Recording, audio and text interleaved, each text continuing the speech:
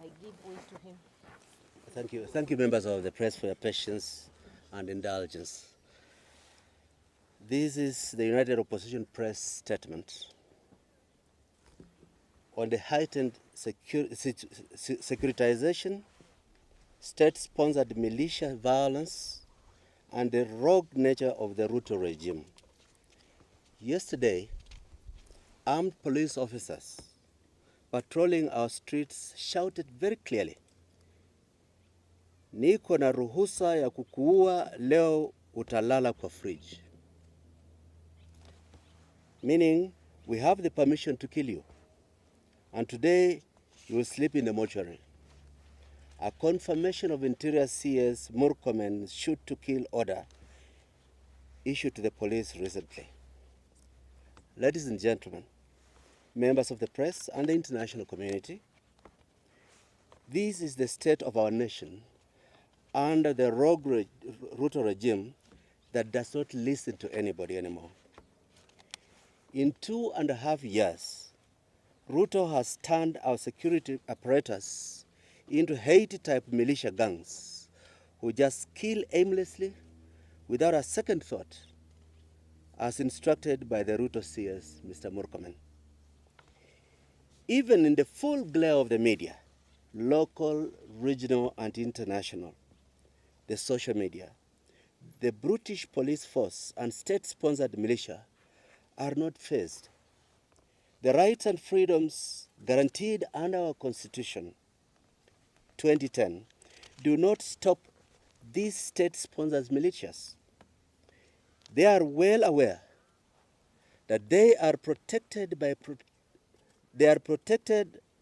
by superiors, and the buck stops with Mr. William Ruto. Yesterday, when we should have been commemorating Sabasaba Day, remembering the painful struggle for democratization of our people's rights, the Ruto regime responded by brutally and criminally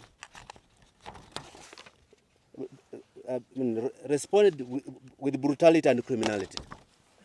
The pattern of the attacks point out to a well-orchestrated targeted of Kenyans from Mount Kenya region who have seemingly parted ways with the Ruto anarchical regime. These are the facts we have gathered so far. Number one, on Sunday, 6th of July, on the eve of Sabasaba Day, state-sponsored militia invaded the Kenyan Human Rights Commission during a press conference. They roughed up and terrorized the attendees, particularly the women. The police failed to respond and are yet to visit the KHRC offices. Number two, early on Monday, July 7th, unmarked police vehicles transported state-sponsored militias to areas perceived as politically unfriendly to Ruto's regime, with instructions to loot, destroy specific businesses, and kill peaceful protesters. Specifically at Mount Kenya region, as was in 2023, as the Mio protest led by Raila Odinga, that the targets were members of the Luo community. These state-sponsored militias worked closely with the police and committed senseless violence, shooting aimlessly at people's homes and attacking innocent bystanders.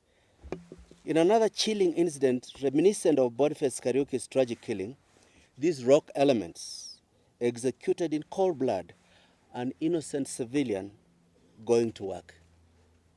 In Kitengela, the state-sponsored militias raided the Kitengela hospital, disrupted an ongoing medical procedure, endangering the lives of patients and medical personnel, and stole medical equipment. Specific businesses, including supermarkets, were outrightly targeted for vandalization and looting of goods worth millions of shillings, while the police stood by and watched. Police trucks were seen collecting bodies of those fatally injured Kenyans across the country last night. We are yet to confirm the numbers of fatalities.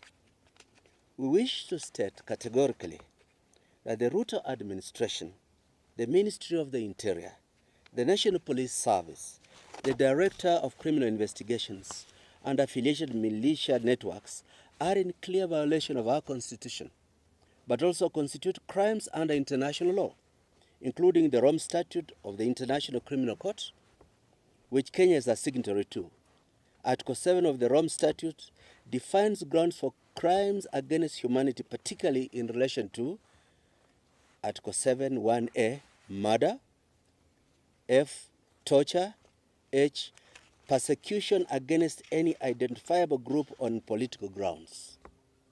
Article 7, 1K, other inhumane acts intentionally causing great suffering or serious injury to body or to mental or physical health.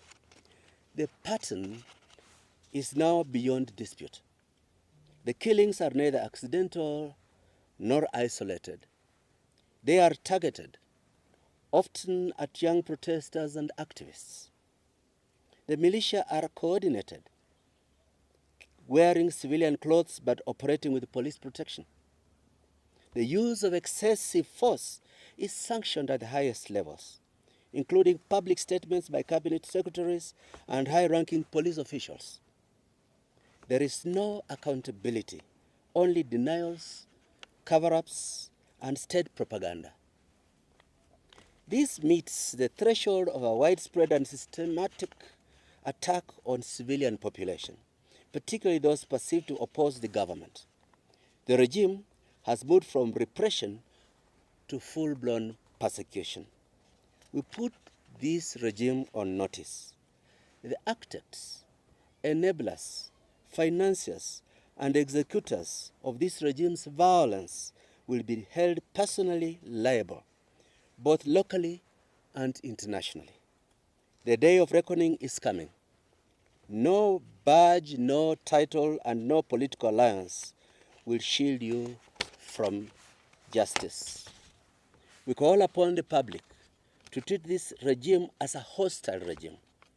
It's an enemy of the Constitution and of the people. It has declared war on the citizens of Kenya. And we, the people, must resist to be dragged into a state of anarchy. We, the united opposition, in solidarity with all progressive forces across this country, declare that enough is enough. 2027 is too far.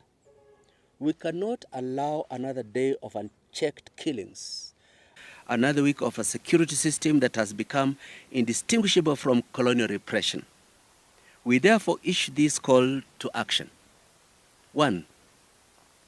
Boycott all businesses, services, and institutions owned, operated, or publicly linked to this regime and its enablers.